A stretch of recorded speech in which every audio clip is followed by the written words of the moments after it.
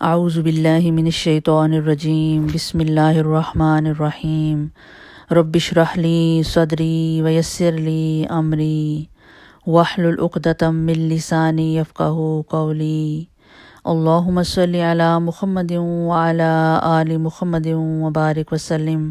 السلام علیکم ورحمۃ اللہ وبرکاتہ۔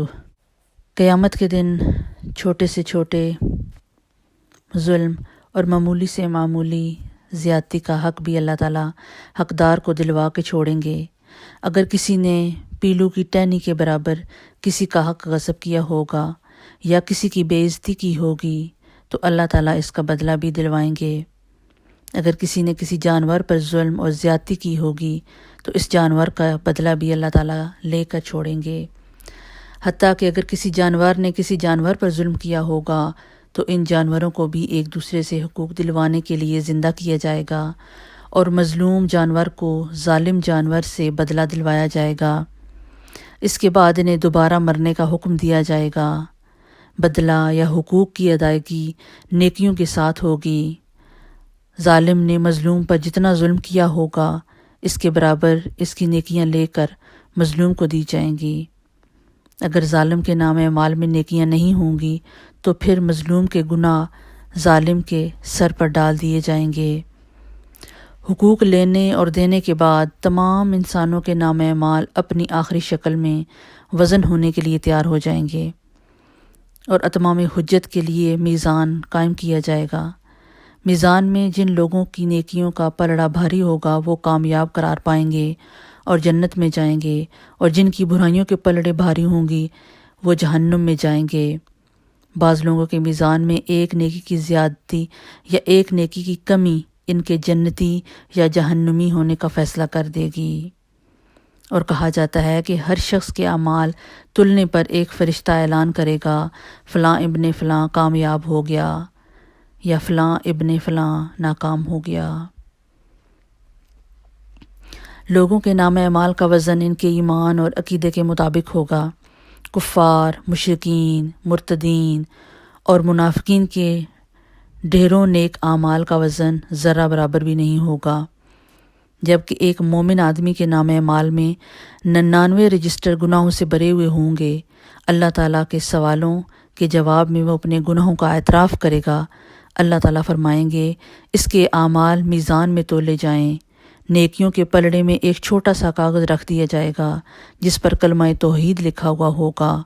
وہی کلمہ توحید اس کے گناہوں سے بھرے 99 رجسٹروں پر بھاری ہو جائے گا اور جنت میں چلا جائے گا۔ سبحان اللہ و بحمدہ۔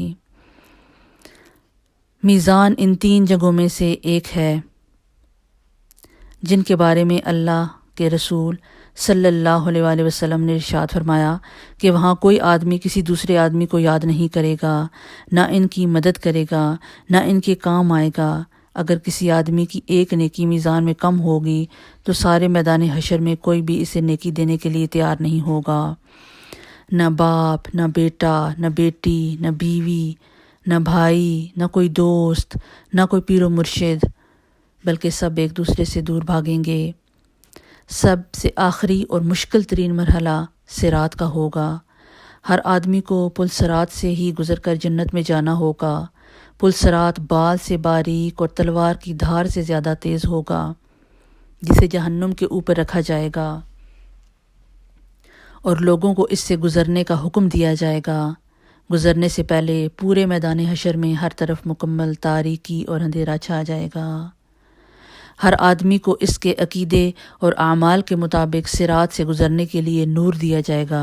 اہل ایمان کو 2 نور کی مشعلیں دی جائیں گی، بعض کو 1 مشعل دی جائے گی۔ بعض لوگ ٹمٹماتے چراغ کی روشنی میں چلیں گے، حتیٰ کہ سب سے کم درجہ اس شخص کا ہوگا جس کے پاؤں کے انگوٹھے پر روشنی ہوگی۔ اہل ایمان پل صراط سے گزرتے ہوئے اللہ تعالیٰ سے دعائیں کریں گے، ربنا اتمم لنا نورنا واغفر لنا انک علی کل شیء قدیر۔ سورۃ تحریم آیہ نمبر 8۔ اے ہمارے پروردگار، ہمارا نور آخر تک قائم رکھ، ہمیں بخش دے، بے شک تو ہر چیز پر قادر ہے۔ بعض اہل ایمان بجلی کی تیزی کے ساتھ پل صراط عبور کریں گے، بعض ہوا کی تیزی کے ساتھ، بعض تیز رو گھوڑوں کی رفتار سے، بعض اونٹوں کی رفتار سے عبور کریں گے، بعض لوگ دوڑتے ہوئے، بعض لوگ عام چال سے، بعض سست روح ہو کر چلیں گے، بعض گرتے پڑتے ٹھوکریں کھاتے اور زخمی ہوتے عبور کریں گے۔ پل صراط کے دونوں طرف خودکار کنڈے ہوں گے جو اللہ تعالیٰ کے حکم کے مطابق بعض لوگوں کے چلنے میں صرف رکاوٹ ڈالیں گے۔ بعض لوگوں کو پل کے اوپر سے ہی بار بار گراتے رہیں گے، بعض لوگوں کو صرف زخمی کریں گے اور بعض کو کھینچ کر جہنم میں ڈال دیں گے۔ کچھ لوگ چند قدم ہی چلیں گے کہ انہیں جہنم میں گرا دیا جائے گا، بعض لوگ کچھ فاصلہ طے کر لیں گے تو جہنم میں گرا دیے جائیں گے، بعض لوگ نصف فاصلہ طے کر کے جہنم میں گر جائیں گے، بعض صراط عبور کرنے کے قریب ہوں گے تو گرا دیے جائیں گے۔ انسان کے اعمال صالح صراط پر نہ صرف نور مہیا کریں گے بلکہ انسان کی حفاظت بھی کریں گے، اور کہا جاتا ہے کہ قربانی کے جانور سواریوں کا کام دیں گے۔ صراط سے گزرنے کا منظر اس قدر ہولناک ہوگا کہ کسی کی زبان سے کوئی بات نہیں نکلے گی، صرف انبیاء کرام کی زبان سے یہ آواز سنائی دے گی، رب سلم رب سلم، یا اللہ بچا لے، یا اللہ بچا لے۔ صراط سب سے پہلے رسول اکرم صلی اللہ علیہ وآلہ وسلم اور آپ کی امت عبور کرے گی، بعد میں دیگر انبیاء اور ان کی امتیں عبور کریں گی۔ فالحمد للہ رب العالمین۔ صراط عبور کرنے کے بعد تمام اہل ایمان کنترا ایک مقام ہے پل صراط، اس کا آخری حصہ، وہاں پہ روک لیے جائیں گے۔ جس مسلمان کے درمیان کوئی غلط فہمی یا گلہ شکوہ، غصہ یا ناراضگی ہوگی وہ دور کی جائے گی۔ جب سارے اہل ایمان مکمل طور پر پاک اور صاف ہو جائیں گے تب انہیں جنت میں داخل ہونے کی اجازت دی جائے گی۔ رسول اکرم صلی اللہ علیہ وآلہ وسلم جنت کے دروازے پر تشریف لائیں گے، دروازہ کھلے گا، آپ صلی اللہ علیہ وآلہ وسلم اپنی امت سمیت جنت میں قدم رنجہ فرمائیں گے۔ سبحان اللہ۔ جنت میں داخل ہونے کے بعد آپ صلی اللہ علیہ وآلہ وسلم کو اپنی امت کی فکر لاحق ہوگی۔ آپ صلی اللہ علیہ وآلہ وسلم اپنی امت کا حال دریافت فرمائیں گے۔ جب آپ صلی اللہ علیہ وآلہ وسلم کو معلوم ہوگا کہ بے شمار امتی جہنم میں ہیں تو آپ صلی اللہ علیہ وآلہ وسلم اللہ کے حضور سجدے میں گر جائیں گے، اللہ تعالیٰ کی حمد و ثنا کر کے سفارش کی اجازت طلب کریں گے۔ طویل مدت سجدے میں گزارنے کے بعد حکم ہوگا، اے محمد صلی اللہ علیہ وآلہ وسلم، جاؤ، آپ کی امت میں سے جن کے دل میں جو کے دانے کے برابر ایمان ہے انہیں جہنم سے نکال کر جنت میں داخل کر دو۔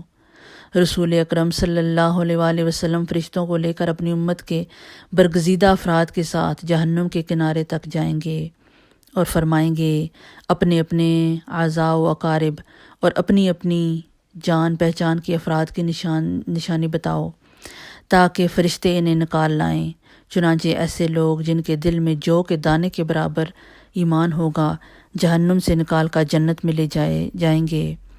اس وقت آپ صلی اللہ علیہ وآلہ وسلم کی امت اہل جنت کا 1/4 ہوگی۔ آپ صلی اللہ علیہ وآلہ وسلم کی سفارش دیکھ کر دیگر انبیاء کرام بھی اپنی امتوں کی سفارش کرنا شروع کر دیں گے۔ امت محمدیہ کے شہداء، علماء اور صلحاء کو بھی شفاعت کی اجازت دی جائے گی اور وہ بھی اپنے اپنے عزیز و اقارب اور جان پہچان کے لوگوں کی سفارش کریں گے، انہیں جہنم سے نکلوا کر جنت میں لے جائیں گے۔ رسول اکرم صلی اللہ علیہ وآلہ وسلم جنت میں واپس پہنچ کر امت کے بارے میں سوال کریں گے کہ اب میری امت میں سے کتنے جہنم میں باقی ہیں۔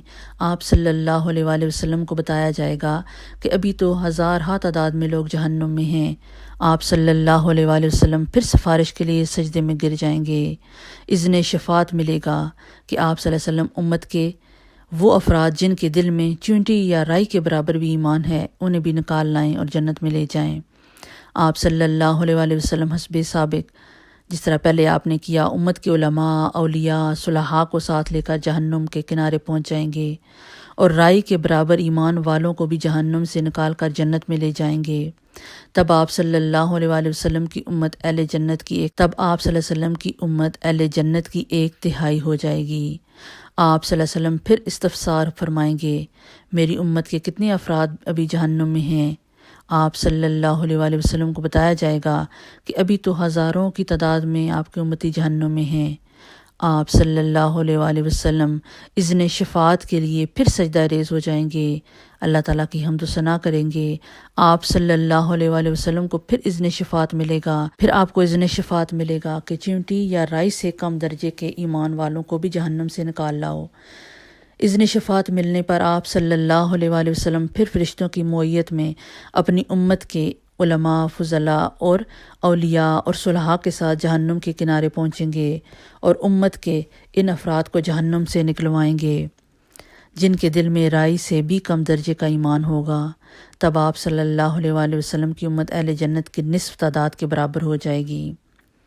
چوتھی مرتبہ پھر رسول اکرم صلی اللہ علیہ وآلہ وسلم ان لوگوں کے لیے اذن شفاعت طلب کریں گے جنہوں نے ساری زندگی میں ایک بار لا الہ الا اللہ پڑھا ہوگا۔ سبحان اللہ و بحمدہ۔ اللہ تعالیٰ ارشاد فرمائیں گے، میری عزت، عظمت، جلال اور کبریائی کی قسم، جس نے لا الہ الا اللہ کہا ہے اسے میں خود جہنم سے نکال لوں گا۔ سبحان اللہ۔ چنانچہ آخر میں اللہ تعالیٰ خود ان لوگوں کو جہنم سے نکال کر جنت میں لے جائیں گے جنہوں نے لا الہ الا اللہ کہا ہوگا۔ جنتی لوگ اس آخری گروہ کو اتقاء الرحمن یعنی رحمان کے آزاد کردہ کہہ کر پکاریں گے۔ شفاعت کا سلسلہ جب مکمل ہو جائے گا تو تمام اہل جنت میں داخل ہو جائیں گے۔ تب اہل جنت میں اپنی اولادوں اور عزیز و اقارب سے ملنے کا تجسس پیدا ہوگا اور وہ ان کے ملنے اور انہیں دیکھنے کی خواہش کا اظہار کریں گے۔ ارشاد باری تعالیٰ ہوگا، اولادوں کو ان کے والدین کے ساتھ ملا دیا جائے۔ چنانچہ تمام اہل جنت کے اہل و عیال کو ایک جگہ اکٹھا کر دیا جائے گا۔ سبحان اللہ و بحمدہ، سبحان اللہ العظیم۔ اہل جنت کے جنت میں آباد ہو جانے کے بعد اور اہل جہنم کے جہنم میں پہنچنے کے بعد سب کو آواز دی جائے گی، اے اہل جنت، جنت کے کنارے پر آ جاؤ، اے اہل جہنم، جہنم کے کنارے پر آ جاؤ۔ دونوں فریق بڑی امید کی کیفیت میں منادی کی طرف توجہ ہوں گے۔